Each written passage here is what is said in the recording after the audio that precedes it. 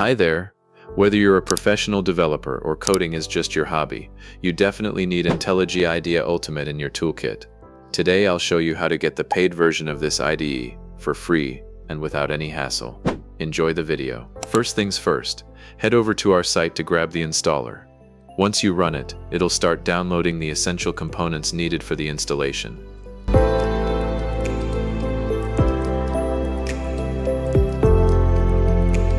Okay, now we need to perform the final component download. Make sure to choose the correct installation path and, if you'd like, select any additional features or associations from the list. Finally, we can open the program and check if everything is running correctly. Let's see how it looks.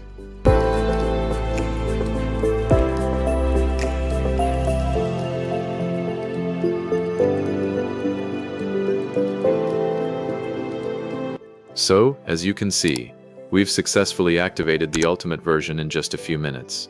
Remember, you can download the installer on our website.